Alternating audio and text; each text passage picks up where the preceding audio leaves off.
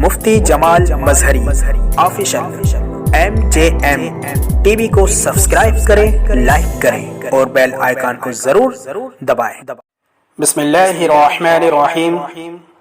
ایک دفعہ کا ذکر ہے کہ ایک شخص نے کہا کہ میں نے ایک شخص کو دیکھا جس کا ہاتھ کندھے سے کٹا ہوا تھا اور وہ چیخ چیخ کر کہہ رہا تھا، مجھے دیکھ کر عبرت حاصل کرو اور کسی پر ہرگز ظلم نہ کرو۔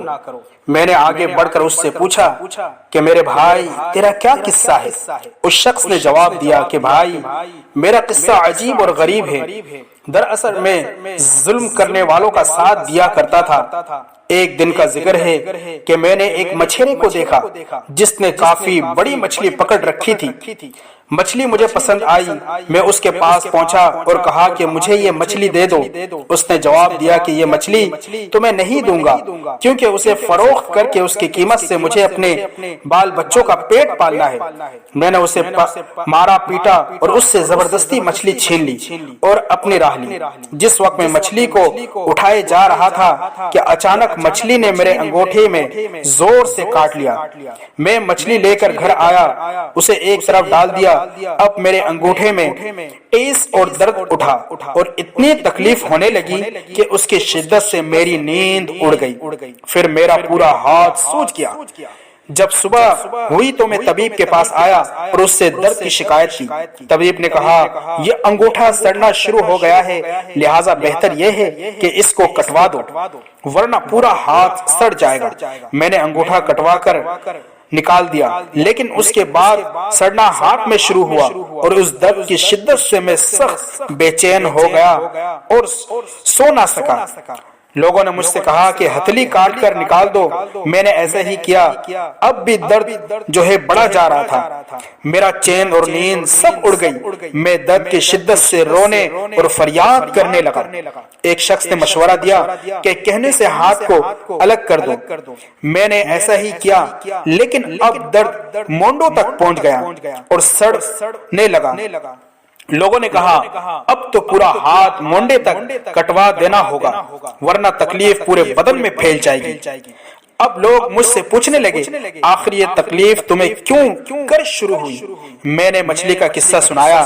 انہوں نے کہا اگر تم ابتدا میں مچھلی والے کے پاس جا کر اس سے معافی تلافی کروا لیتے تو شاید کہ تمہارا ہاتھ جو ہے صحیح سالم رہتا۔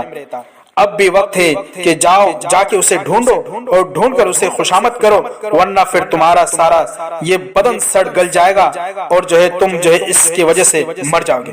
اس شخص نے کہا کہ میں نے یہ سنا تو مچھلی والے کو پورے شہر میں ڈھونڈنے لگا۔ آخر ایک جگہ اس کو پا لیا۔ میں اس کے پیروں میں گر پڑا اور میں نے اسے چوم کر رو کر اس سے اللہ کا واسطہ دے کر معافی مانگنے لگا۔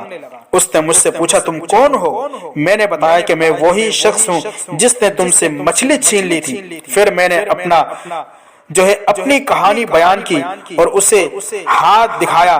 وہ دیکھ کر رو پڑا اور کہا میرے بھائی میں نے اس مچھلی کو تیرے لیے حلال کر دیا اور معاف کر دیا، کیونکہ تمہارا حشر میں نے دیکھ لیا۔ میں نے اس سے کہا کہ میرے آقا خدا کا واسطہ دے کر میں تم سے پوچھتا ہوں کہ جب میں نے تمہاری مچھلی چھینی تو تم نے مجھے کوئی بددعا دی تھی؟